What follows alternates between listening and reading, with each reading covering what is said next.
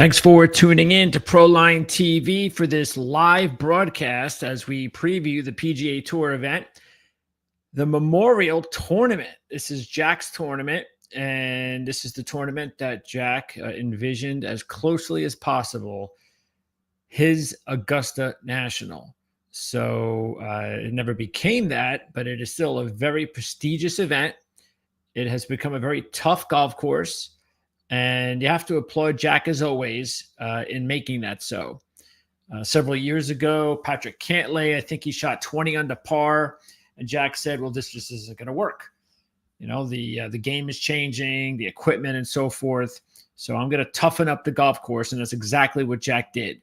So we're going to talk about why the course has been tougher, exactly what type of player you need to be in order to beat the course as best you can. To post the best score you can, because believe it or not, you've gone from 20 under par just 3 years ago. Now, if you're double digits under par, 10, you might be able to win. You might be able to win the Memorial Tournament. So again, we're going to go over the stats. We're going to go over the updated odds. I've got the Fantasy National model that I put together this week for the event. We'll put our picks together and see what we can come up with. We're only 2 weeks away from the U.S. Open. So I know Jared is going to be on location. It's in Pennsylvania at Oakmont. We talked about that at the PGA Championship since he's going. So I'm going to try to find out exactly what Jared's schedule is. Maybe we can hook up with Jared before the tournament or at some point. And also maybe get an opportunity to chime in with Hall of Famer Jan Stevenson right here on Proline TV. So how about that? How many channels covering the PGA Tour on a weekly basis can pick up the phone and bring in off the bench Jan Stevenson? Not many. All right. So anyway, let's get right to it. Let's take a look at this week's event. Let's just pop up what we're looking at as far as odds. So let's do that first. And if you're watching live, as opposed, obviously, to on demand, which will be a little bit later on, we are broadcasting at 8 o'clock Eastern right now on Tuesday evening. And hopefully, since this is the first time we're doing a live show, golf that is, we'll be able to do it on a Monday night. That'll give us a couple of extra days of prep time for everybody out there getting ready for a Thursday start. Next week, I believe, actually, I don't want to, I probably shouldn't guess. Yeah, I probably shouldn't exactly where we're going to be, but I know, of course, I know, Canada. That's right, Canada next week, and then the U.S. Open. So let's take, maybe we'll, actually, you know what, let's do that. Why don't we take a look at the odds for the U.S. Open right now? What's going on at the U.S. Open? Here we go. Let's check it out. All right. We know Scotty's going to be the favorite. Look at that. All of a sudden, it didn't take long. Rory had that amazing win at the Masters. Everybody got behind Rory. He was actually a slight favorite to win the PGA Championship. And then, lo and behold, Scotty Scheffler goes out and wins his first non-Masters major. So Scotty Scheffler's joined the club, two different majors. He's got the PGA now and the Masters. And you've got Scotty and Rory, the two best players in the world, splitting the majors so far. And they're going to try to break the split for us fans in a couple of weeks. Scotty better get it, because Scotty, he'll win a U.S. Open. I don't know if Scotty's game for the Open Championship. That's going to be the tricky one for Scotty. Of course, we know Rory can win any of them because he has won them all. So yeah, it should be a lot of fun following those two coming up. But look, Rory being almost 2 points higher or double higher than Scotty, I think right there tells you that if you're going to make a decision between Scotty or Rory, I just think Rory's got to be the way to go. Yeah, Scotty was very impressive in his win at the PGA. Had to kind of come back to the pack a little bit last week. You just can't win every week. I was actually surprised that he's on this run, but I would, I'm sure next week he's going to take off. So this will be like his last prep. And that makes a lot of sense. It's a signature event. So remember that. This is where all the best players in the world get together and play, except Rory and obviously Liv. but Rory's not playing. Now, I always thought it used to be one signature event that you could excuse yourself from. I didn't realize it was two. So I don't know if it is two or what the situation is there, but not seeing Rory this week is a little bit of a bummer. Anyway, again, Rory's getting double the money of Scotty, so that's the only thing that for me is the reason why I would go that way. I think a lot of people are going to be betting on Bryson again. They put big money down on him to win the PGA after another major where he was there at the Masters till the end.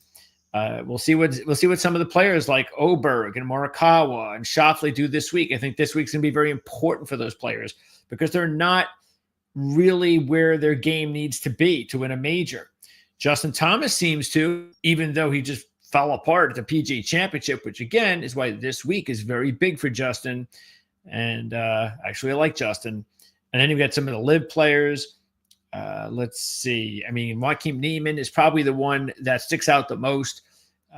He was on my picks board for the PGA Championship, and I thought he did okay. But at this point for Joaquin, he's got to take that next step. And I don't know. Of course, the big step that he really needs to take more than anything is just compete, be on that first page of the leaderboard in a major.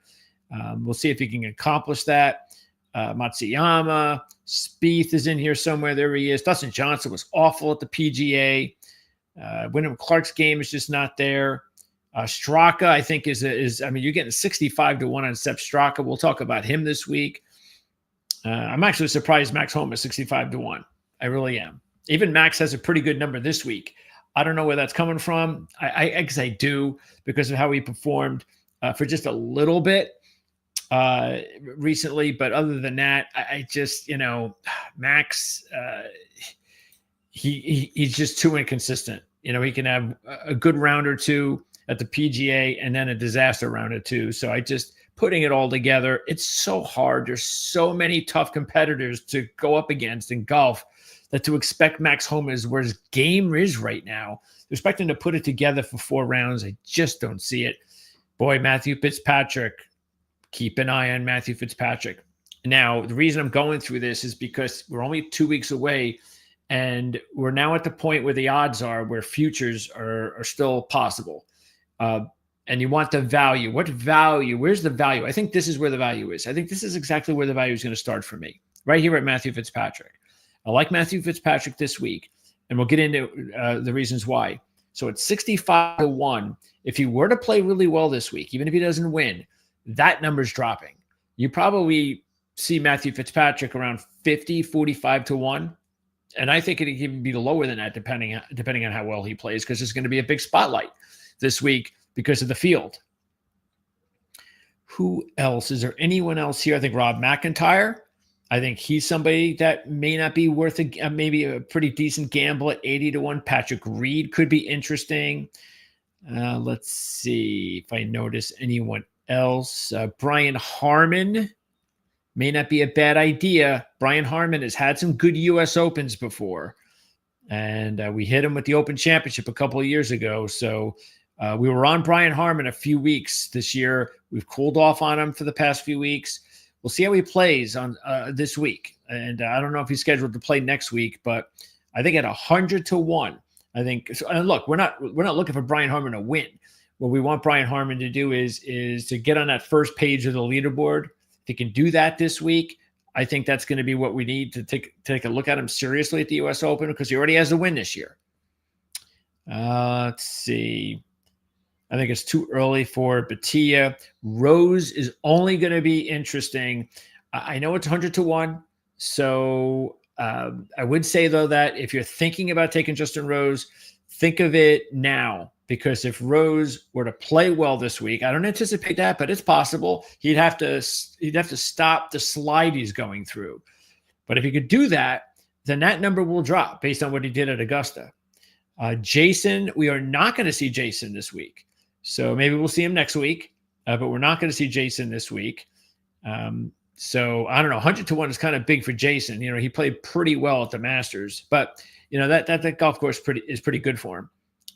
Let's see. Harris English may not be a bad way to go. So we'll see how he does this week. If you're interested in him, 100-1 is nice. Of course, Ben Griffin got off the schneid. He's now got a regular win on the PGA Tour and a team win on the PGA Tour, all in a span of a couple of months. So good for him. Ricky Fowler, believe it or not, Ricky's game is headed the right way. 150 to 1 may not be bad, because if Ricky is on the first page of the leaderboard this week and on a tough golf course with the toughest players in the world, you're going to regret not going after Ricky Fowler at 150 to 1. Let's see. McCarthy actually may not be bad at 150. I like McCarthy this week. I think the U.S. Open is not a bad type of golf course as far as majors go. I think McCarthy's game might fit the U.S. Open better than the other majors because he's such a great putter, and putting is so huge at the U.S. Open. Same thing with Nick Taylor. I've always thought Nick Taylor, if he was going to do well at a major, U.S. Open would be the one. So he's at 170 to 1. And let's see. I don't think we see anybody else here that sticks out. I mean, nobody knows what's going on with Tiger. I haven't heard anything about him. Phil Mickelson was a disaster at the PGA Championship. All right, so there you go. So that's what's going on as far as the odds. That, of course, we're only talking about the U.S. Open. Now, here is the Memorial Tournament. And, of course, you've got the big gap with Scotty. And I just think this is a little ridiculous. I know there's no Rory, but Scotty Scheffler, 3 to 1. And I'm not saying don't bet on Scotty Scheffler this week if you like him. Obviously, if you like Scotty Scheffler and you want to put big money on Scotty because that's how you're going to make money at 3 to 1, go ahead and do it, because he's not coming in a 3 event win streak. If he had, I'd feel a lot lesser about his chances, because that would be 4 in a row. 3 in a row is hard enough, but now he's got the 2, and he had a little bit of an off week, even though he came back late on the weekend, which is what you want to see. So yeah, I mean, I get it, but just the odds difference is just crazy, because Scotty Scheffler is not better than these players by that margin. He's just not. I'm sorry. You would think that Scotty Scheffler wins 10 tournaments a year. Okay. Now, he has not gotten off to that kind of a start. Now, maybe he'll continue to be hot, and by the end of the year, he'll have 6-7 wins. That's more than possible. But he just won. Okay. So he just has a couple of wins now. I still think, of course, he can go out there and win this week. The value, though, is just not there. Now, so, look, like I said, if you like him, more power to you. Especially, again, he didn't win last week. And if you just feel like, hey, you know what? Especially, let's take a look at these other top players, because Morikawa, Schauffele, and Oberg, those are also considered right in that next group on most occasions, but they're not playing really well right now. Justin Thomas, again, has the hiccup. Tommy, I really liked Tommy. And we'll get into it, but at 25 to 1, that was the last straw. I was even not sure about going with him at 30 to 1. I can't take Tommy at 25 to 1. And I mean, the guy is consistent as heck, but when was the last time he really contended for a win? Really? And I look at it and I kind of believe it was the Canadian Open a couple years ago. Really. The one when he lost the playoff to Nick Taylor. I just don't recall Tommy being in that kind of a situation where he's – now maybe I missed one. And I'm not talking about outside the U.S. Maybe I did. But, I mean, we have the Olympics, no question about that. And he's top 5s, top 10s. I'm not saying that. I'm saying a couple holes to go, in the lead, 1 or 2 back, 1 or 2 ahead. It's just he doesn't do that enough. Especially at 25 to 1. All right, here's some of the others. Spieth and Matsuyama, their putting games have just been off big time. But it's slowly, in the last 4 rounds, they've slowly, they've seen a little bit of an uptick, but it's just small.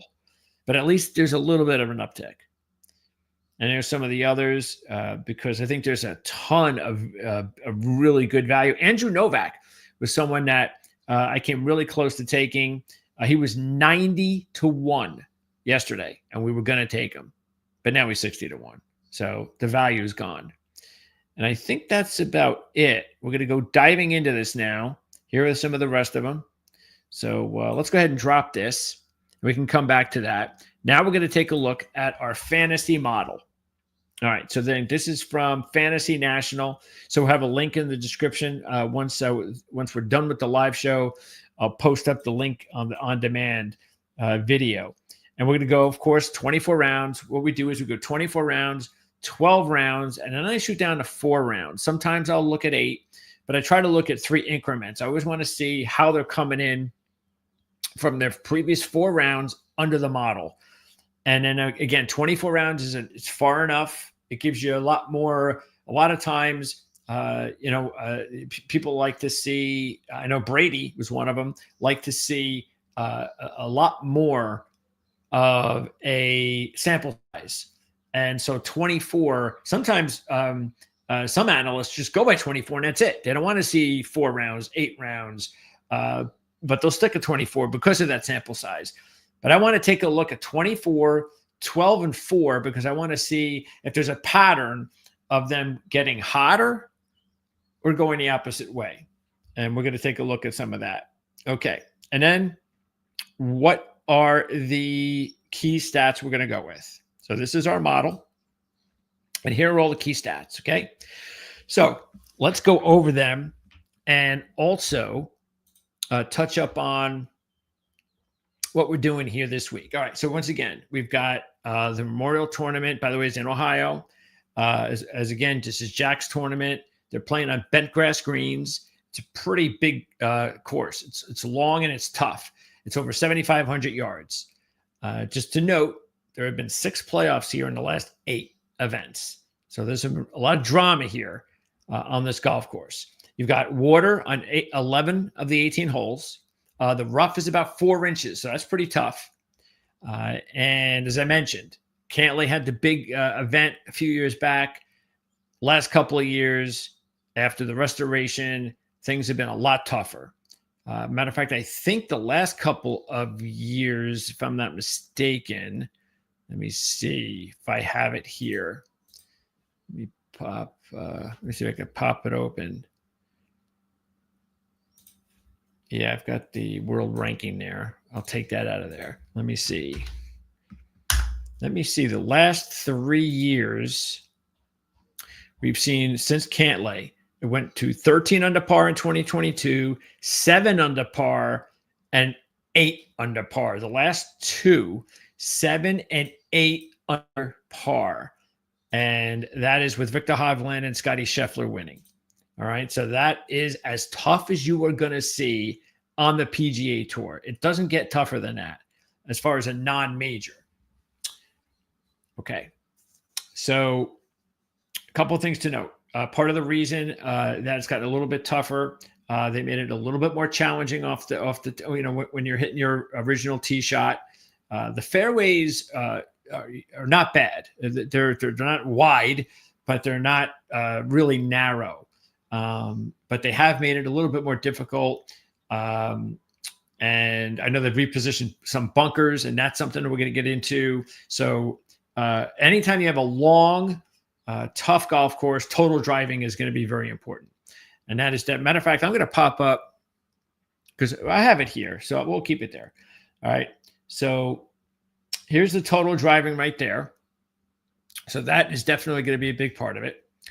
And then also you have how important it is going to be, though, to have a good tee shot. And the reason is because not only do you have the 4-inch rough, as you said, and that's going to be really difficult. That's actually going to be the biggest deal because Jack wants you to be penalized. Okay. So if you hit the ball solid and you're accurate enough, you're fine. You get into that 4-inch rough, you got problems. Hence, single digit under par scoring.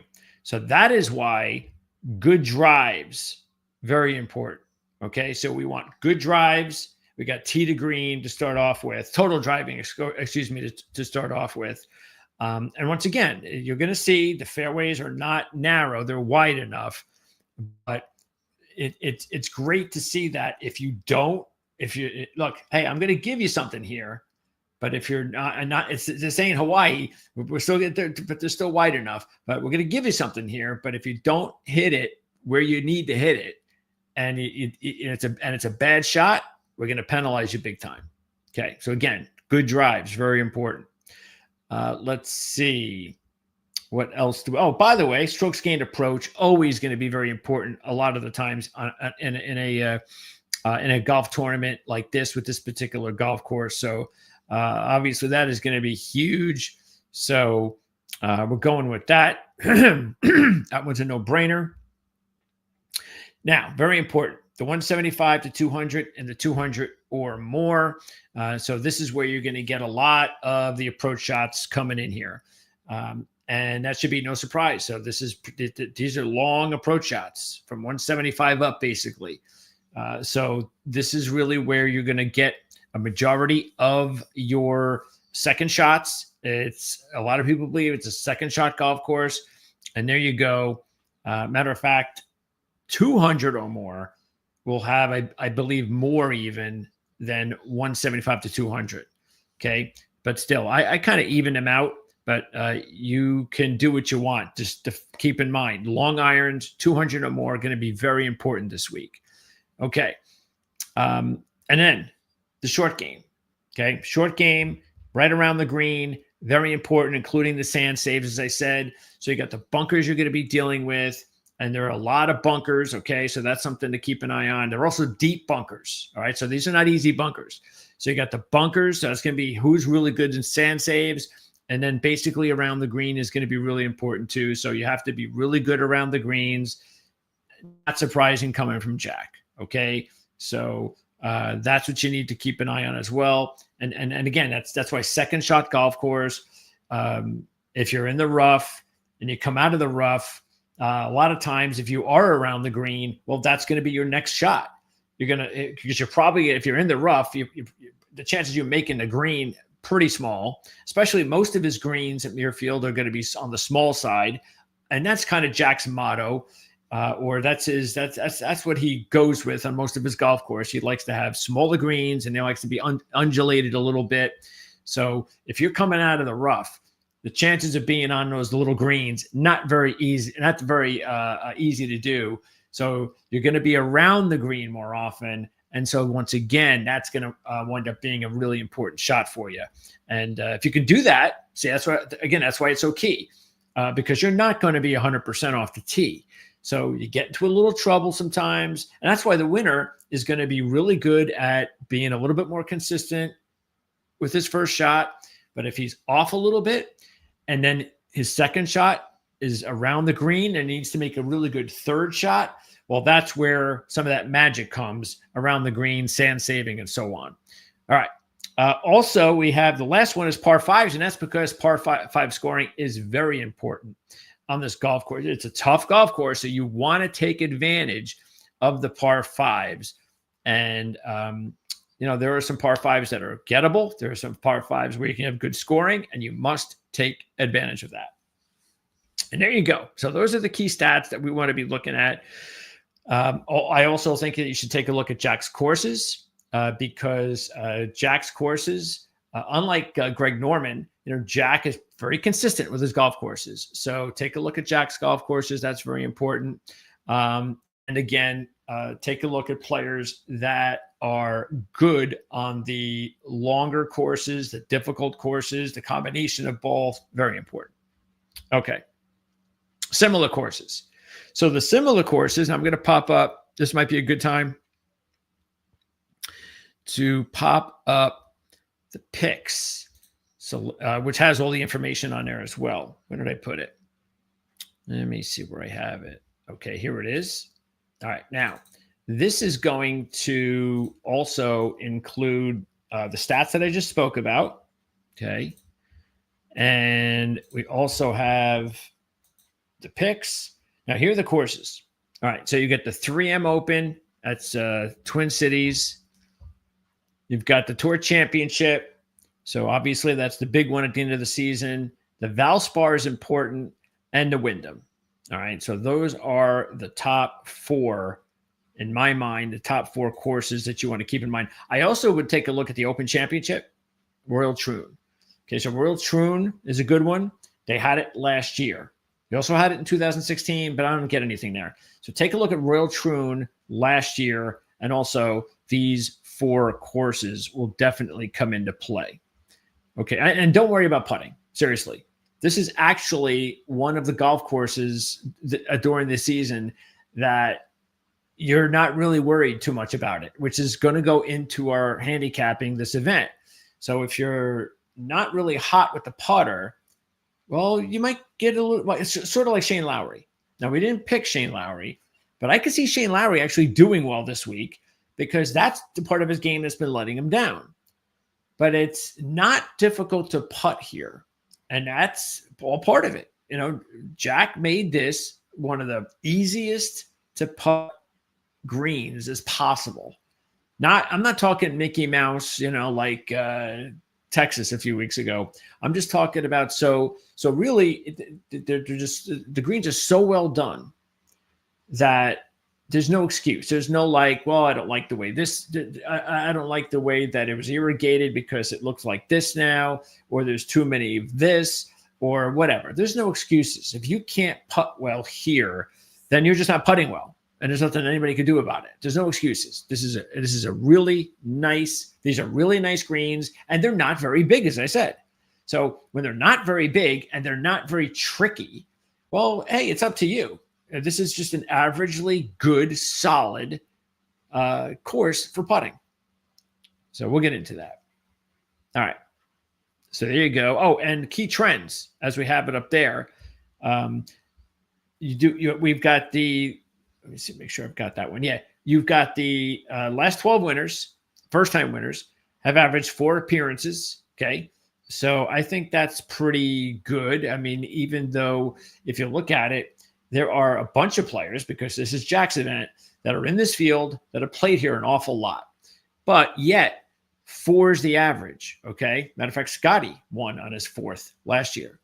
Hideki is still the last player to win, okay? That's 26 years in his first appearance, going back to Fred Couples back in 1998. The last 6 winners have averaged a world ranking of 9.5. I mean, that is incredibly low, and that's 6 winners. I believe the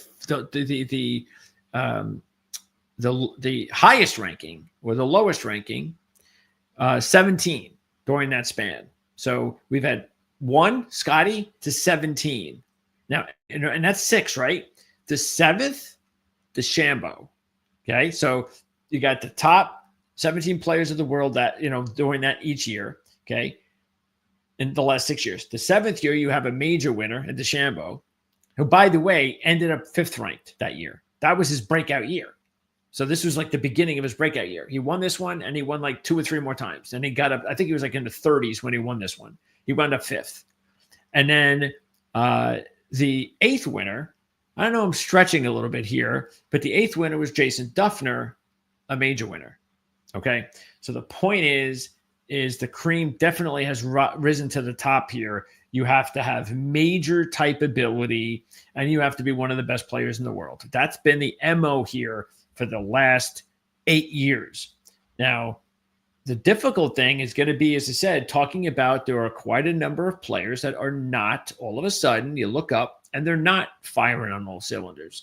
So there might be an opening where we can find a couple of value players and maybe even a long shot or 2. Okay. And then I tell you what, let's, before we dig into it, if you're going to be live wagering, okay, looking back at the last 49 events since 1976, only 3 of the last 14 winners started round 2 inside the top 5. Okay. So you do not have to get off to a blazing start here.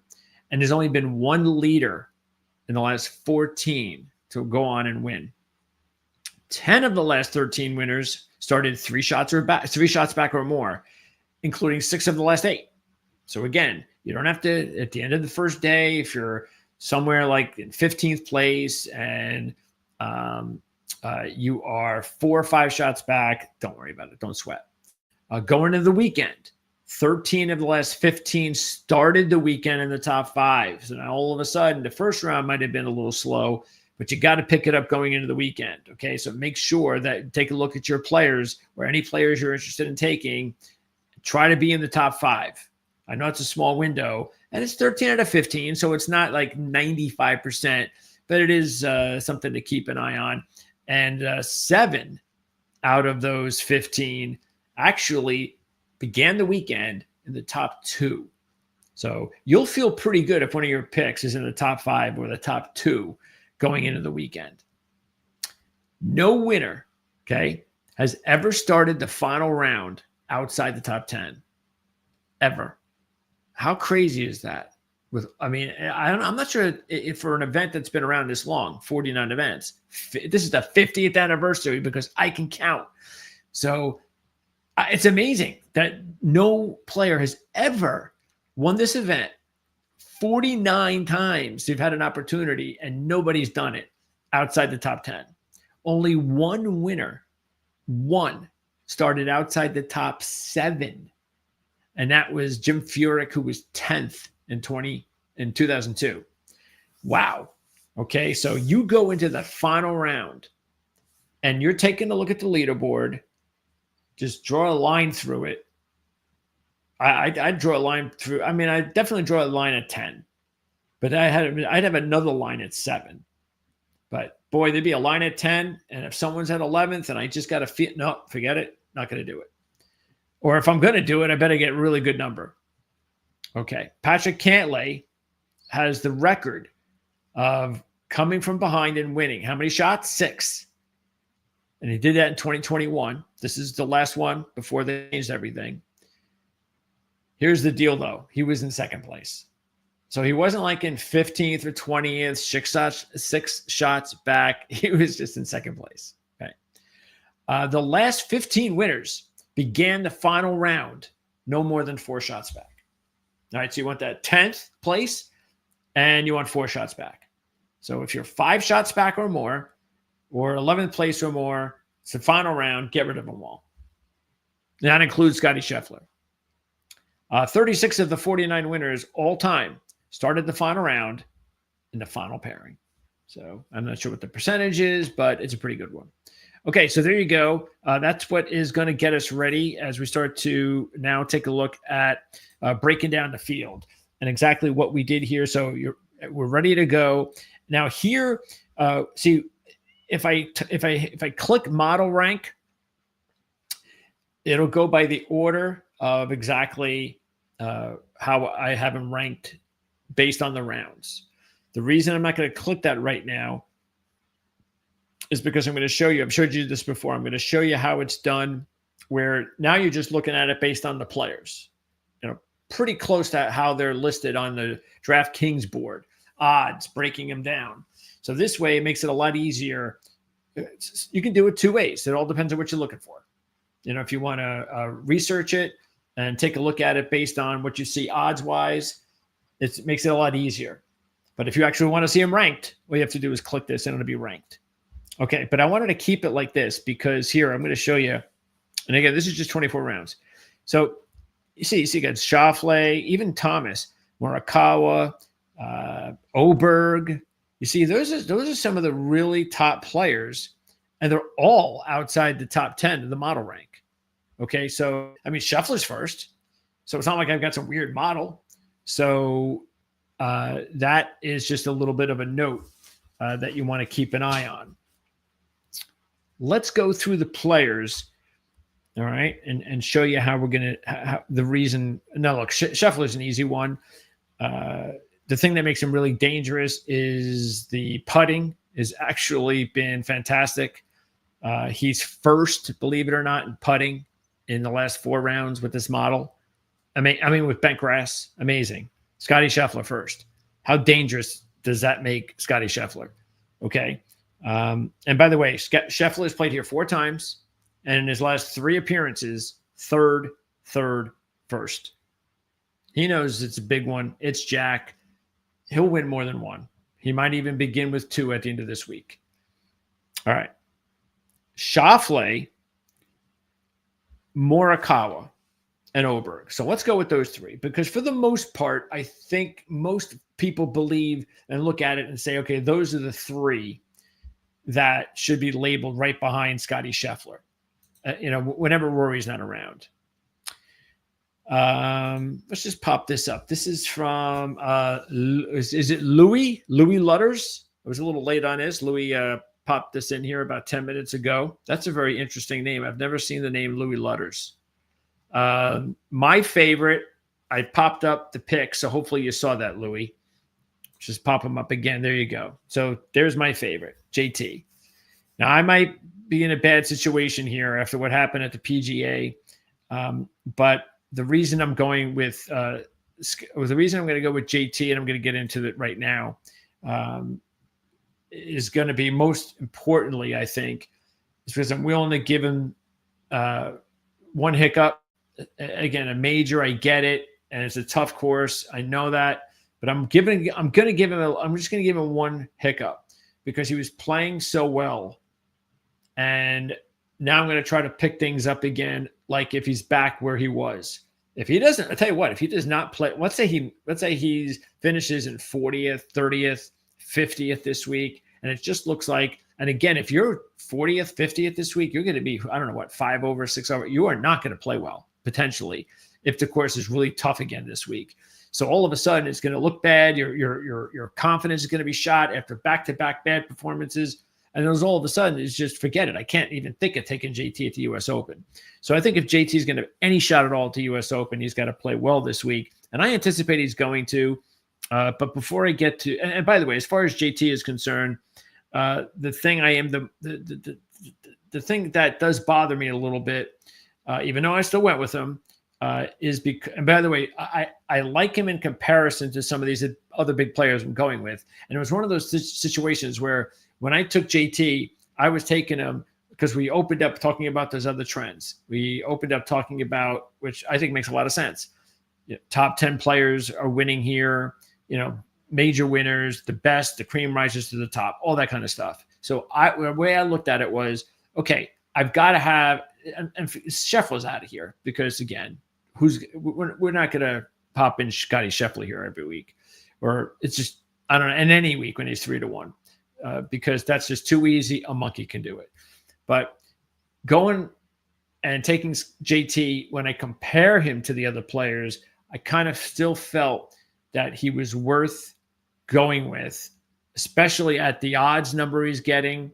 And so I want to have someone, a top player at the top of his game, one of the better players. And I decided on Justin. His putting is getting a little bit better on bent grass. Okay, not a lot, but just a little better. At least it's heading in the right direction. He was runner-up at Valspar this year. That's good. It's one of the similar courses. The thing I am concerned with is that his last time out on bent grass, the putting was completely off. And we've seen JT before he got hot. That's really where he was getting hurt the most. So, but it's the putting game. So how many times we talked about, are you going to have a good week putting? And I did open with the fact that this is not a difficult putting surface. So that's another reason why I was willing to forgive JT where it was just 4 rounds in. But further out, 24, 12, so forth, it was okay. It was good enough. It was fine as far as his putting averages under this on bent grass. So again, 1 4-round deal. I'm not going to throw him out, especially when you're taking a look at the fact that the greens are pretty manageable this week. He does have 3 top 20s here in 10 appearances. Not great, just 1 top 5. But if you take a look at other players that have won here, it doesn't matter. Victor Hovland, before he won, by the way, on his 4th appearance, before Victor Hovland won, he had, what did he have? Hovland finished 48th, 47th, and 51st. Okay, so and all well over par. So he had nothing here, and then he goes out and win. So I'm not really that worried about JT's former history here.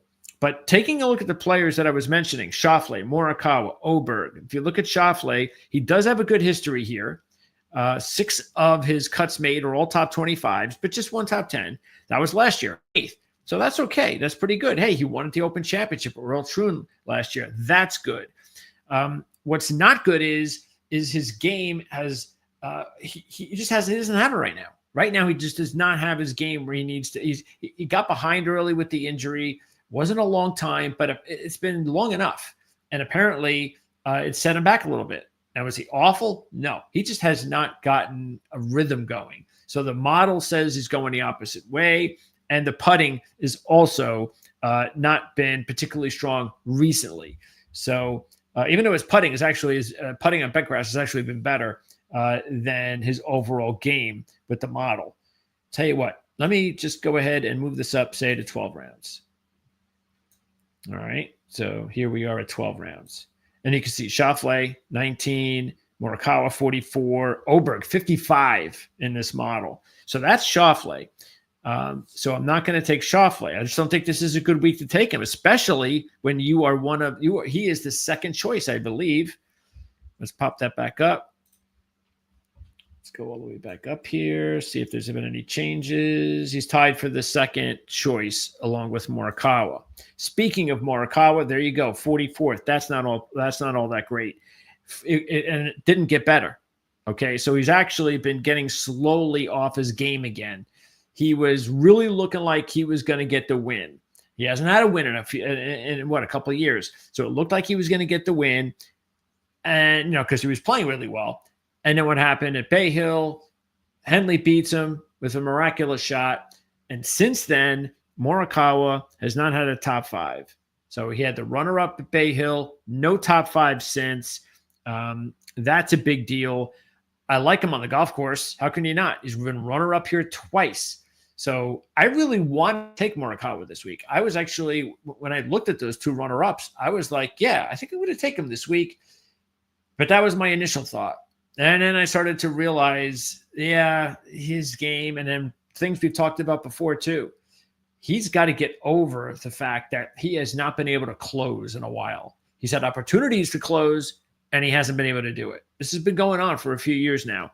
So I just don't think this is the time to take Morikawa. Throw in the fact that he's a co-second choice at 16-1. And then you have Oberg.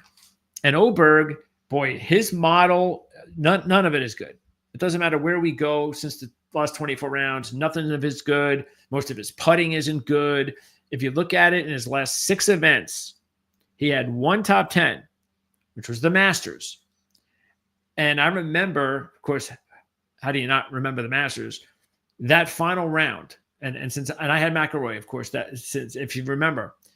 And I was, like anybody else that took McIlroy who was rooting for him, sweating when he came back to the pack and Rose was there. But I was also obviously looking at Oberg, because Oberg was a striking distance. And every time they would flip back to Oberg and he'd have a birdie putt, miss. I think he even had a par putt miss. He was just completely off. He had nothing during that weekend. But keep in mind, the Masters is the most forgiving of the majors, especially because of the fact that they go there every year. So when anybody, if you have a major record and the only major that you're good at is Augusta, that's really not a good sign. Again, because that's the easiest to be good at. And again, when I'm comparing Augusta to the other majors, nobody's using, I shouldn't have even used the word easier instead of easy. But the fact is that Oberg looked good. And he felt, hey, top 10, he was right there. He's going to be dangerous, but no. Miscut before the Masters, top 10. Does he get hot? No. 54th, 60th, miscut. So I don't even have to look at the stats in order to know that his game is completely off. So Oberg, his odds are better than Morikawa and Schauffele's, but just a little bit. I think it's gone up now to 25-1. So it just keeps going up. Anyway, the point I'm making here is this is why I took Justin Thomas. I needed to take a top player, and that's the reason I did it. I wasn't going to take Cantlay, even though Cantley's been okay. Here he's 17th, but the last 4 rounds, not good. He really did not play well under this model over his last 4 rounds. And what's holding Cantlay back is the putting. It's not as bad as Spieth's and Matsuyama's lately, but it just hasn't been good enough. That's what's holding him back. And he has the 2 wins here. It's a great course for him and all that. I get it, but he hasn't won here since 2021, and he hasn't won in a few years. He's another one of these top players that just has not been in the mix enough lately. And so I think Cantlay is just someone that, even though he's a horse for a course, and by the way, I would take Cantlay. I would definitely take him over Oberg. I'd have to think about. I might actually take him over Schauffele, but I'd probably just stick with Morikawa. He would probably be the one that I would still go with over Cantlay, but still going with JT as my top choice. Okay, so those are the top players. And then let's now take a look at the next group here. I'm still going to stick here on the 12 rounds. And Tommy, obviously looking good here at 4. And look, I was going to take Tommy. There's a lot to like about his numbers. If you look at it in the 24, 12, and 4 round models, all in the top 5. Okay? The putter, good. He was 24th in the last 24 rounds and 17th in the last 4 rounds. Good. He's got 3 top 10s in the last 4 on the year with 2 top 5s. And he's made 21 straight cuts, for crying out loud. Okay. He played here way back. What was it? I don't know when it was. Maybe 5, 6 years ago. Missed cut. Okay. Combined, I think it was like 12 over par. Not good. Played last year for the first time since way back 20th. Still 3 over par. That was tough last year. I don't know whether or not this is a course designed for Tommy because it's a long course. So that was also playing heads, little tricks with my head. But when those odds drop down to 25-1 for Tommy, I can't take it. I just can't. I mean, Tommy, 30 is my border. I want Tommy at 35 or 40. I'm sorry, but when you have never won a PGA Tour event, I'm sorry, but I just can't take a guy at 25-1 in that situation. He's not a kid. Can Tommy win this week? We all know he can. So that's not the problem. And I certainly hope he does, because I think when he does, I think he's going to win more. And I think it'll come pretty quickly. We talked about Lowry. Again, the putter's an issue, but it'll be more forgiving here. So keep an eye on the model's okay with Lowry. There he is at 32 here, and he made it up to 28 the last 4 rounds. He has a similar career record here to Justin. I think it's identical, actually. 3 top 20s, 1 top 10. He's coming off a miscut, just like JT at the PGA a couple weeks ago.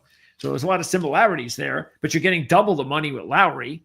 Like I said, you know what? I don't think he's a bad play this week. He did not make my list, but I do not think he's a bad play this week because of it'll be more forgiving putting.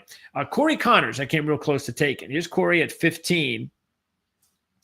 And Corey, I liked him because obviously he's having a really good consistent year and all that. 7 top 20s in the last 8, 4 top 10s, 1 top 5. The model is really good, as you can see there. Matter of fact, it's 15th here, 11th in the last 4 rounds. The putting has been top 25 in the last 12 rounds and shorter. He's been okay here, 3 out of 6 top 25s, but a high of 13th in 2022. So he doesn't have any top 10s here. That's a little bothersome. And I don't know. I don't know if this is the right course for him, the right event for him. That's another thing that's been holding Corey back. You know, he's got to start winning the big events. So I passed on Corey, but there is some to like there. Victor Hovland, to have him win 2 out of 3, I guess. I think that's going to be very difficult for him to do that at a tough golf course like this. But the model is good. You can see it there. It's nice. It's not, and it really has been getting a little bit better. The problem is the putting has really not gone well. So Victor's having a problem putting. It's going the wrong way. That's a big issue. He did win Valspar this year, so that's a good sign, but he's already won this event too. So this is obviously, these kind of courses, setups are good for Victor Hovland, but he has not had a top 10 since his win at Valspar. There again is a reason why there's a top player there that I am not going to go with. Now you've got Jordan Spieth and Matsuyama, and both of them, the model is good for both of them. Here's Spieth down here at 13. These are the last, don't forget, these are the last 12 rounds. Here's Matsuyama 25. Okay, so that's good. But the problem with both of them, this has been going on for a while now, is their putting game. It's just bad. It hasn't been good at all. The only thing that I see is that at least Jordan has made a nice bump lately. From 24 to 12 to 4, he's getting the putter going on bent grass. Matsuyama's got a little bit of a jump from 12 to 4, but he's still way back. So he still has a little bit ways to go, but at least it's a positive jump. So considering they both won here, they might be dangerous.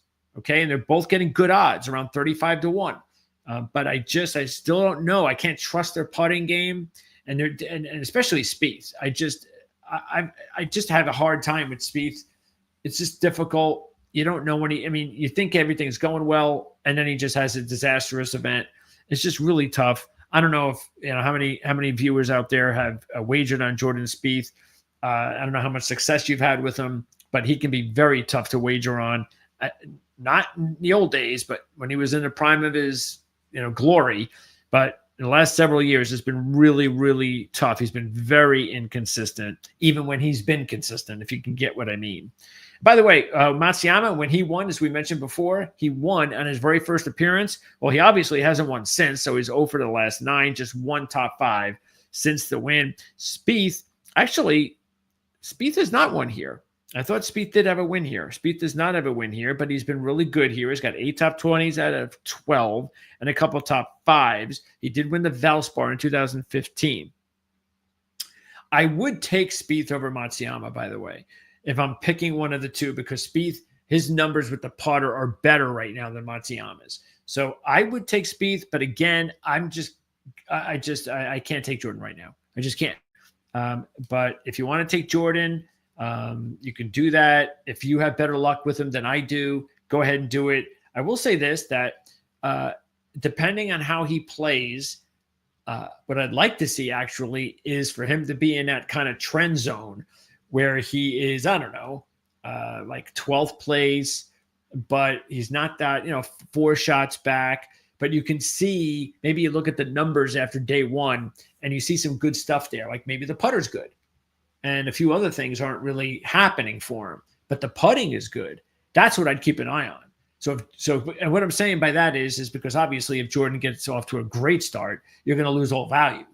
But if he's in that kind of area, I know what I'm going to do. If I see his putting numbers actually look good that day, then I'm going to go ahead and seriously consider him, because the odds aren't going to drop that much, especially if Scotty Scheffler plays well. That's a good thing about having Scheffler in a tournament, is that because again, he doesn't win them all. So it's always good to have Scotty in a tournament, or Rory, because if they're anywhere near, the top 30, they're still going to be like the favorites. So the odds are still going to be low for them, and that's going to help all the other players.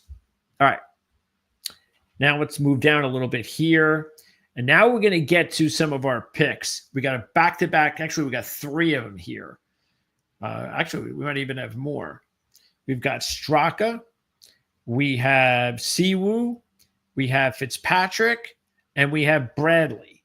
So let me see if there's anybody else. No, there you go. Okay. And look, we have McCarthy too. And Burns. How about that? So a lot of our picks are here. All right. So Straka, you know what this is about? It's a couple of things. One of them is the lack of respect, that he is 40 to 1. What is it that I don't get this? I mean, I know his name he doesn't have a brand name, but I just do not get why he is still at this point of the season getting 40 to 1. I'm sorry. If you take a look at his 5 appearances at this golf course, his scoring numbers have gotten better all 5. So he's gone from 11 over par in his first appearance here to 2 under par last year. Each of the 5 years been better under par up to 5th. 2 under par, 5th. That's really solid here last year. The model's fine. It is going the opposite direction. I don't like that. but it's still fine. Okay, it's still okay. The putting is also good. So the putting's good. So this is actually one of those situations that I was talking about with the putting not really being important that you really don't want to see. So this week at this tournament, you don't want to see your model where the putter's good. That's fine, but the model's going the wrong way or the model's not good. That's the opposite. You want the flip. You want the putting is not exactly great, but the model's going good. Because again, the putting is not going to be a big factor here. Straka won 2 events this year, 2, and he's 40-1. Again, he is also trending in the right direction here. So I'm going to jump on Straka just because of that. Okay, I'm getting good value here at 40-1. Now, let's move on down to and there's Shane Lowry, by the way. Let's move on down to Siwoo. Okay, so Siwoo, look at that, second. Good numbers across the board there for Siwoo. So model has actually really since the 24 rounds. So if you look at it, he's not only second in the last 24 rounds, he's second in the last 12 rounds, a little bit the other way, 20th in the last 4 rounds. But it's not totally bad, and it's just 4 rounds. The putting is not on par with the model. That's okay. I'm all right with that. He's also made 8 and 9 cuts here, 5 top 20s, 1 top 5. And the last 5 years here, he has all top 20s, including 4th 2 years ago. That's his top 5. He won the Wyndham in 2016, one of the similar courses, and he's got 5 straight top 30s on the year with 2 top 10s. So Siwoo can win a big tournament. We know that. And I think this is a good week for him. So I'm jumping on Siwoo at 40. All right. And now we've got, I'll tell you what, let's go to Burns. Here's Burns. There's 33. Here's a couple of, here's some top 5s. Here's some bad. Okay. So good drives, not that good. But you know what? A little bit better around the green and very good sand saves can make up for the good drives. Okay. He's also second par 5s. That's important. That means he can go out there and get some, birdies or maybe even an eagle or 2 to catch up. And then strokes game total, very important. So Burns, 2-time Valspar winner. Okay. So we know that's going to be important. He has played here. He did have a withdrawal, but still he played. That's 5 times. Last 2 years, he's been in the top 20. So that's good. So he's getting better here. He's got 4 straight top 30s on the year. All right. And remember when we took him a few weeks ago, we talked about how now he's getting his game going and it's continuing. Okay. 19th, 30th, 5th, and 13th. The model, as you can see, it's okay. It's 33rd. It's not great. It's not terrible. But the putter is red hot. All right. Again, I prefer the flip, but still, I got a red hot putter. He's won the Valspar twice, back-to-back top 20s here. He's playing his best golf of the year. And I am getting him at a good number. It is now up to 55-1. Matter of fact, that's the one I switched. I switched Fleetwood and Burns. I had a couple of late switches. That was one of them. Again, so I went away from Fleetwood at 25-1, and I was able to, because he went from 30 to 25. Burns went from 45 to 55, and that's why I made that switch late. And then we have 2 others that I like, McCarthy and Fitzpatrick. Now, here's Fitzpatrick, all right? And he got a lot of nice green there. And, wow, all of a sudden, Matthew Fitzpatrick's game, it's looking good. And it really didn't happen over a month or 2 months in a way where it just snapped a finger. I mean, it has just look at it here. Here it's 7, okay? At 24 rounds, it was 34th. Now it's down to 7th. It's 5th in 4 rounds. So we just keep getting better. The putter, 1st and 3rd. Okay. 24, 12 rounds. The only blip is he was 41st in the last 4 rounds on bent grass. But again, that's 4 rounds. It's one event. I'm not going to throw him out because of 4 round slip. Okay. This is not going to happen. especially since in the last 5 years, 5 events he's played on tour, he keeps getting better from a miscut to 8th last time out. Okay. So he was 8th. That was the PGA and, of course, major. And also, he's been hit or miss here, but he's got 3 good hits. And there's lots. Just take a look at the last 4 events here. Miscut. But in the last 2 years, 9th and 5th. And he has another 3rd place finish 5 years ago. So he has 3 really good results here. He's got the model trending in the right direction. The putter is fine. It was excellent coming in. Here you can see, well, you can't see it here, but he was 3rd, 12 rounds. And maybe more importantly, it's a solid number at 45-1. And he's a major winner. So I think this week is huge for Matthew Fitzpatrick because I want to know myself. He's one of my top picks, and I want to know myself. Am I really seeing what I'm seeing? Is he really back? Because he's really got to go out and win somewhere first. For him to be a true major contender, for anybody to think that Matthew Fitzpatrick is going to have a chance to win a major this year, I either need to see a win this week or I need to see him on the top of the leaderboard in contention for a win for most of the 4 days. And if he loses by a couple of strokes here or there, that's okay. But that'll be more proof that his game is on. And that's why I said I think he's a good choice now if you want to take him for the U.S. Open, which we hit Matthew Fitzpatrick on a few years ago when he won. So I have a soft spot for Matt. McCarthy. Okay, there's Denny McCarthy. So the numbers aren't all that great here, 46th, okay? But he makes it down. Matter of fact, let's go ahead and move down to 4 now. So let's do that. Let's move down to 4 rounds. And where are we? There is McCarthy, okay? Down to 27, okay? So his numbers are getting better. So he's down to 27th in the model. More importantly, he's always a great putter. So he's one of the best in the world. So you get the putt, and the putting is fine. So you get the putting fine. You get the model headed in the right direction. He was 9th at Wyndham. Let's just say he's been 9th at Wyndham and 9th at Valspar. So he's had a couple top 10s there over his career. He's made 17 straight cuts, and he's coming off at 8th 2 weeks ago at the PGA. Major. So tough golf course, really good finish. Again, the putting is going to be fine. I don't know. That's not going to be an issue. But this is the most important thing for me is he's got a decent enough number coming in. And maybe this is even more important.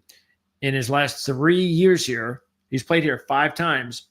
He has 2 top 5s and a runner-up. So this is a good golf course for Denny McCarthy, and we're getting him at 45-1. Let's go with another player that made our list late, Robert McIntyre. You can see he is down there to 12th. And McIntyre will be playing here for the first time. So by taking McIntyre, let's see. I guess we got to go back to Matsuyama. So it's going to be a tough one to break. It's not a good trend to go up against.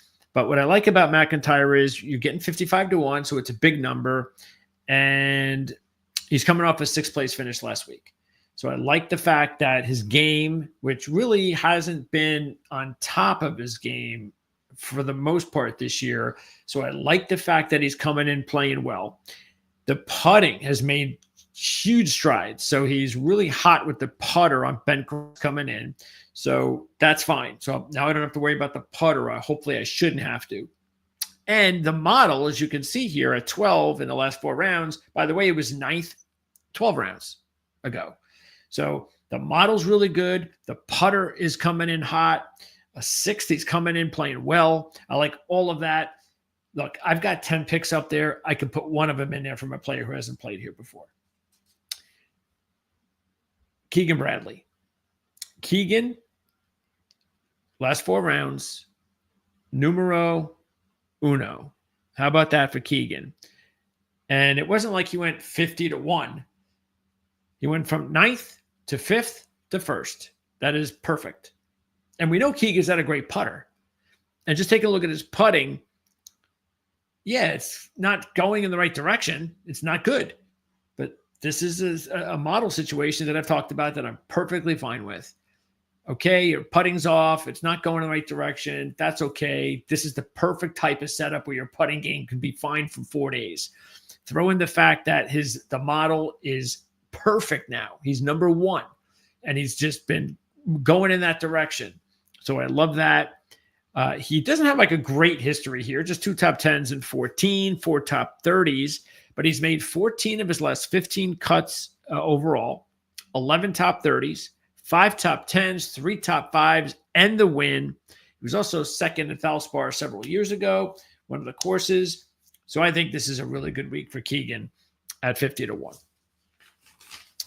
And let me just double check because we have a couple more long shots here on our board. We're going to start moving on down here. So here's one of them, Adam Scott. And Scott was one of the players like McIntyre and Burns that just made my list. All right. And the reason why Scott made it late, well, it's Adam Scott. At this point in his career, he hasn't been, on top of many leaderboards lately. I'm a little bit disappointed about that myself. I think he's a better player than that. But I think this week is not a bad week. If you just take a look at his history here and how he's playing. So 18th in his last 4, you can see there the good drives, the sand saves. That's a nice combo, by the way, good drives and sand saves. Okay, so you're driving well, but let's say your second shot isn't all that great and you're in one of those bunkers. Well, hey, he's been the best lately. So I like that. He's also made 13 out of 14 cuts at Jack's Place. 7 of those are top 20s. So he's over 50% of the time he plays here in this, he's in the top 20. 4 of those are top 5s. 1 was a runner-up. I also like the fact that he's trending in the right direction over his last 4 events with a 19th in his last stop. And more importantly, the model is going this way. So he's gone from 57th to 48th to 18th. And he's also been putting pretty decently. We all know that's the bugaboo for Adam. So he's actually been putting in the top 35 model, top 35 ranking of Bentgrass over the last 3 models, 24, 12, and 4. So the putting game shouldn't be an issue. He's trending really well in the model, and he's trending coming in on the season. And he's got good experience here. All of that, on top of the fact that he's a big number, is the reason why I'm taking Adam Scott as one of my long shots. And I'm also taking Ricky. Maybe this should have been a tip-off. That's not the reason I wore it. Anyway, Ricky, as you can see, 38. It's nothing great, but don't forget, Ricky was in a bad place. He's like a Max Homa place. So, but Ricky has all of a sudden, lately, he's trending in the right direction. He 38. Well, he was 61st. Then he was 58th in the last 12 rounds, and now he's 38th in the last 4. So again, it may not look good there, but he's headed in the right direction. Putting is the same thing. He went from 33rd to 22nd to 6th, okay, coming in. So he's got both going in the right direction. I don't have many players going both in the right direction, model and putter. So that's a good combo. Throw in the fact that he's played here 15 times, almost 50% in the top 25, 7. 4 of those top 10s, 2 runner-ups, 2010, 2017. And in the last 3 years, with a miscut in between, he has 2 top 20s. Okay, so recently he's been playing well here enough. The model, the putter all going up. And look, we saw last week. Matter of fact, even when he played well earlier this year, the problem Ricky's had so far this year, and I think we've seen it 3 times now, especially recently when he's been playing a little bit better, he has not been good on Sundays. Okay, now it's a small sample size. And it's not like he's like on top of his game where he's been playing well for 3 months. But if he finds himself in that situation again, that's going to be that could really be where you might lose it. Fortunately, to say that, I think it would be great to have him in a situation where if he's going to be in a really good situation on Sunday, and if he's going to lose it, well, hopefully he's in first place. so we can hedge a little bit. But that's keep an eye on that. So hopefully Ricky will get his game going on Sundays. He's still the 124th ranked player in the world. That's how far he's dropped. I don't know if we have any more picks, and I'm going to round it out. Let's see. Nope, we've gone through them all. So what I'm going to do is just round it out. Let's see if I can notice any of the other players that we did not discuss. Berger was 5th in his last appearance in 2022, but Berger, his model, his putting, nothing's really happening. He's trending in the wrong direction as well overall this year. So I didn't really like going with Berger. I think English is someone to consider. I don't like the fact that he actually won already this year. I know Straka has done it, but I don't know if Harris English can do that on 2 good golf courses. But I think if Harris English has a good week this week, as I was saying before, at the U.S. Open, I'd keep an eye on him as an interesting long shot. Let's see. Henley's game is not the same where it was, so I definitely didn't go down that route. Let's see. Who else do we have? Oh, Noren.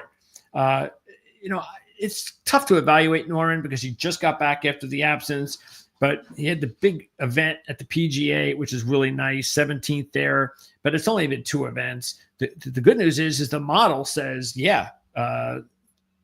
take a look at Noren, and I will. Look at that, 6th overall, keeping in mind that these are rounds that date back to when he hadn't played in months. So that's a little bit of an issue. But what I like is this is the last 4 rounds. Okay, so he's obviously in a hot space right now. The putter's fine. He has only a best of 13th here in 2021. The good thing is he's got a big number. It's like 70 or something like that. So he's somebody that I think is worth keeping an eye on. Ben On. I really wanted to take Ben On this week because I think this might be a good golf course for him, but take a look at that. Coming in, not good. The model's not good for him, but the putting game has gotten better. He's on a nice run. But again, as I said before, I want the other way around. He was runner-up here in a playoff loss to DeChambeau in 2018. So and by the way, he's good at the good at the Open Championship at Royal Troon last year. Also good at the Wyndham, 2nd and 3rd over his career. So I think he might win one of these if he plays well over his career and doesn't disappear like he did. This might not be a bad golf course. This might be like his highlight. I could see Ben On's best win when he retires is winning a Memorial. Let's see. Aaron Rye is someone to keep an eye on because in his last 2 with the model, they're both in good shape. As you see here, he's got some good numbers here. Strokes gained approach, good drives. That's a nice combo. So that's really solid. He won the Wyndham last year, which is nice. The putting is a little off, but only the last 4 rounds, so I don't care much about that. He's played here just twice, but he did finish 26th his first appearance at 1 under par before having a disastrous go at it 2 years ago when he missed the cut. Wyndham Clark continues to just not get it right now, so that's disappointing. Novak, yes. Where's Novak? So he should be around here somewhere. Again, he is now down to 60-1. Here you see him at 13th overall, and the model is really good since the 24-round mark. The putter is good. He's 9th the last 4 rounds, 6th the last 24 rounds. There's a lot to like about Novak. He's never played here before. So I wasn't going to take Novak and McIntyre. And when Novak went from 90 to 60, I just lost all value. And so I had Novak and McIntyre in the same spot, and I decided to go with McIntyre.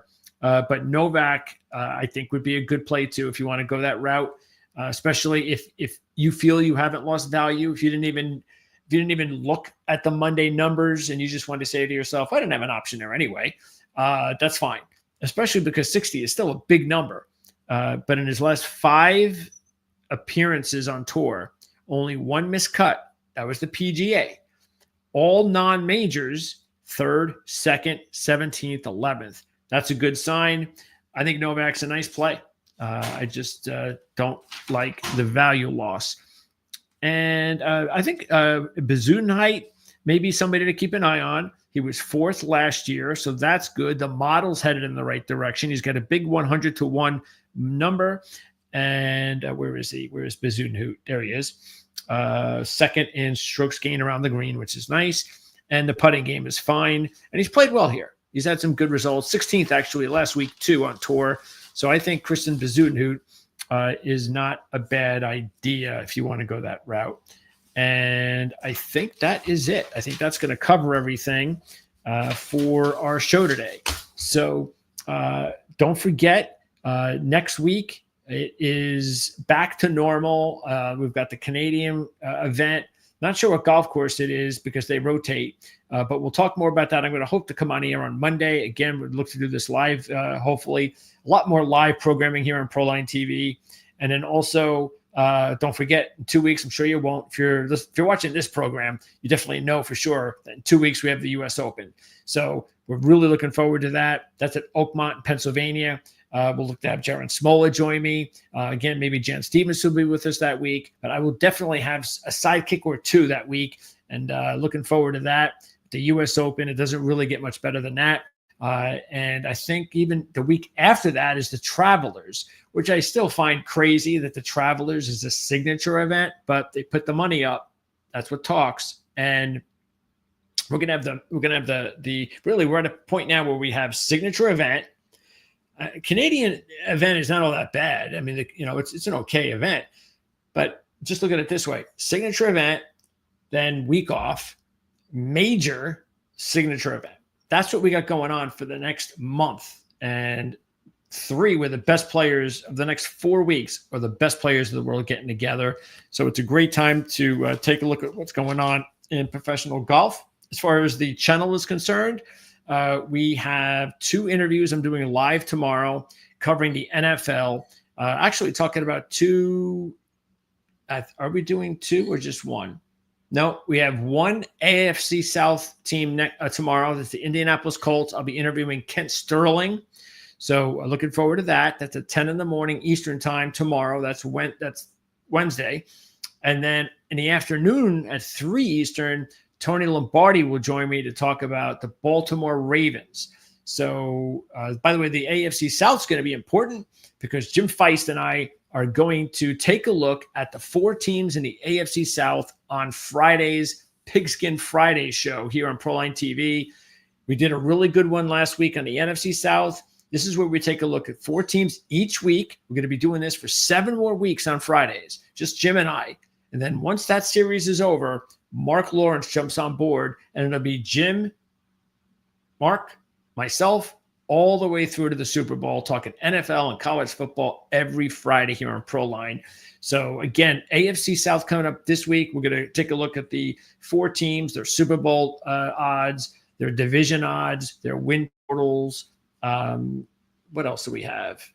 There's one more. What is it? I forget what it is. Anyway, we get week 1 lines. So we're going to take a look at that, give you our impression of all 4 of the teams. And anyway, that's why it's a good deal for me to be talking to Kent with one of those teams this week. I already spoke to Cole Thompson talking about the Houston Texans. That's available already on demand on the channel. You can take a look at that. And hopefully we'll be hooking up to talk about the Tennessee Titans and the Jacksonville Jags also real soon. Also coming up, Playbook ATS podcast tomorrow.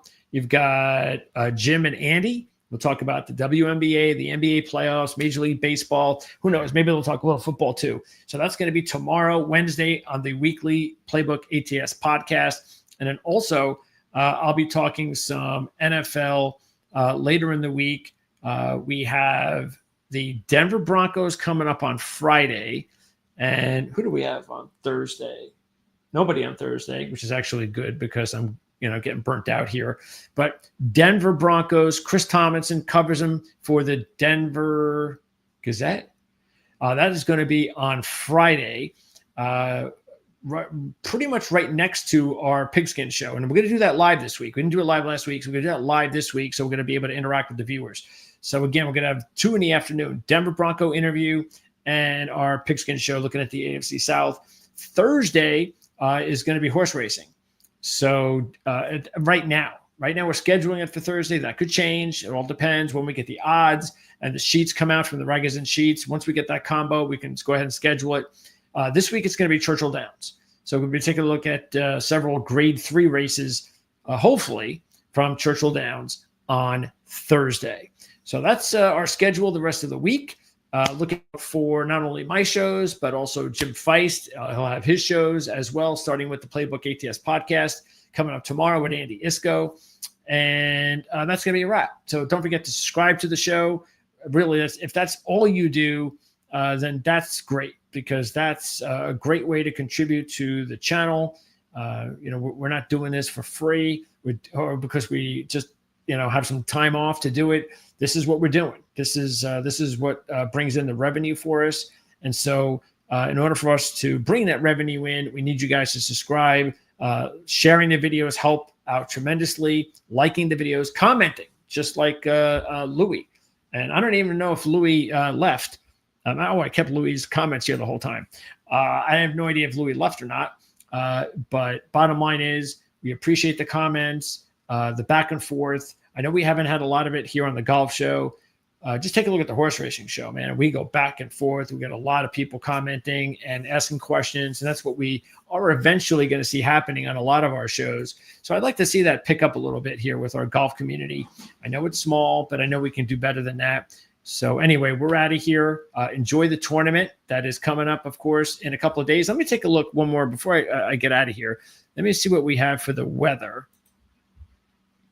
Let's see. Even though sometimes the weather forecast can be a complete waste of time. I know it was about a month ago with the Kentucky Derby. We did a show with the Kentucky Derby, and I went ahead and said, let's take a look at the weather. Dubai. So I'm trying to do five things at once in my head. Dublin. So I was like, I want to take a look at, I don't think that's right. Where is my head right now? So I was like, I want to take a look at the weather forecast for the Kentucky Derby. It's a huge race, obviously. So I want to see what's going on. And sure enough, I found a weather site in Louisville. Hey, perfect. Louisville. Problem was we were doing the show on a Tuesday night. But still, come on. It's only 3 days from now. So we looked at the weather forecast and we played it on the air. I hadn't seen it. And you look at it and he goes, okay, well, we have a little bit of precipitation, but once we get to Thursday, it'll taper off. So Friday should be mostly dry and really nice. And Saturday, forget it. Everything, that system will be out of here, looking great for the Derby. It rained all day Friday and Saturday. How bad is that? I'm glad that guy is not in my weather forecast city. Okay, so here we go. Let's take a look at the 10 days. All right, where are we? Looks good. Even though I know I was looking last week and I saw like AM showers or PM. I think it was AM showers at at the stop last week. It was similar to this, where all you saw was AM showers. And AM showers usually doesn't mean much, like 30% chance of rain, just like this. This is like what I saw last week at one of the events. Well, what happened? We had like rain almost all day. So anyway, it looks pretty good. That's the bottom line. So yeah, the weather doesn't look like it's going to come into play, especially over the weekend here. Mostly sunny, partly cloudy. You do have a little bit of wind on Saturday and on Thursday. Let's knock that out of there. Yeah, so 11, 10, 13, a little bit of wind, but not going to interfere too much. Okay, so anyway, we're out of here. Like I said, let us know also what's on your minds, because we are going to be opening up a Patreon account here on our channel. So the Patreon account is, we're going to probably have no more than maybe 1 or 2 regular tiers, and then we might put a tier together just for the horse racing show, because that's the most popular show. This way, if anybody just wants to do horse racing stuff, they can just order that tier. That'll still be inexpensive, probably like $5. But what's really going to be cool is when we put together a couple of tiers, the top tier, we're going to have some really cool things. Like we're going to have a year-long football contest handicapping contest, which is going to be great. So if you enter, if you're a member of that tier, you're in the contest, and we'll have some cool stuff that you can compete for. But just being able to, you'll be competing, by the way, with some of the top handicappers in the world. So we call it a wise guy contest. And I just love the fact that I was in this contest the last couple of years, because I was in it with some of these awesome people like Jim and Mark, and it was great.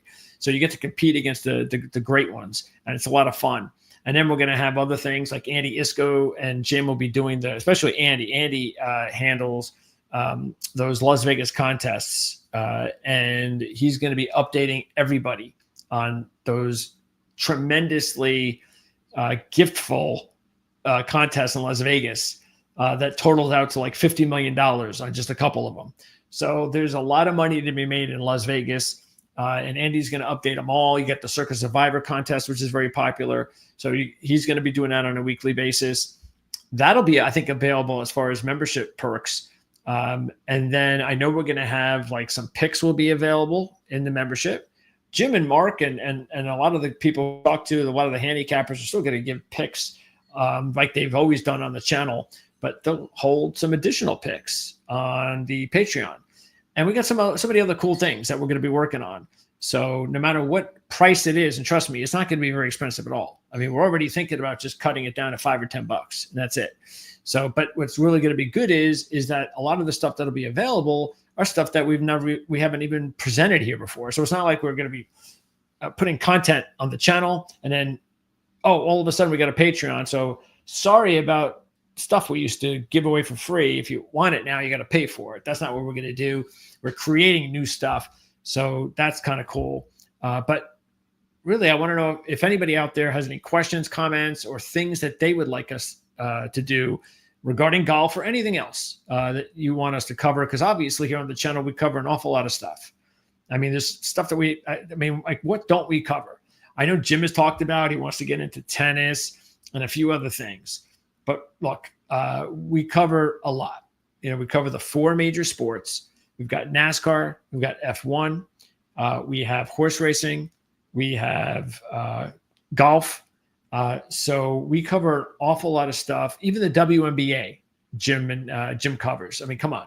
So we cover a lot of stuff. But Phil, if there's anything at all you want to see us do, talk about any really cool ways that you've seen other channels or other websites and they do things a certain way and you'd like to see us doing that, let us know.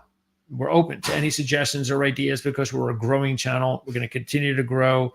Jim Feist, Mark Lawrence, they're very respected in the handicapping community, as you know, for many years. Matter of fact, Mark is still working on the Playbook football publication that's going to be out in about a month or so. And this was the one from last year. This year, it's got Hertz, I believe, on the cover. And it looks much better. I like that one. It's got like a greenish thing, which I should like as a fan.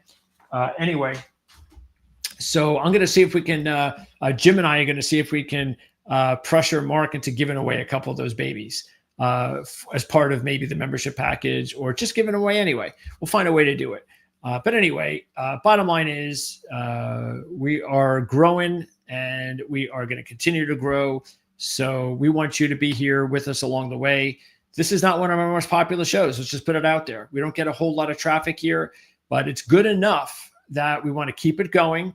And as long as we have a heartbeat here, which we do, then we're going to keep it running as long as possible up until the time, especially because of the fact that I just enjoy it. And I'm going to be studying anyway. And that's what the cool thing is. You study for the sport. You're going to handicap the sport. You're going to wager on the sport. So why not spend an extra, even though I don't want to be doing 90 minutes a week, but that's why, we might as well, we've got the information. We're going to definitely give it to you. And hopefully our traffic will start to boost up. And that's why we want to know if there's anything we can do to make it better. All right, I'm out of here. I can't keep talking for checking in with us. And good luck. Hopefully you'll be able to win this week, even if you have Scotty Scheffler. Let me know who you like. If you have a particular long shot, put it in the comment section. We'd like to hear what you have in mind for this week. And we'll see you guys again next week, hopefully on Monday night. That's the goal, is to air these every Monday night if possible. So we'll see you next week. We'll talk about the RBC Canadian Open, and have a great week, everybody.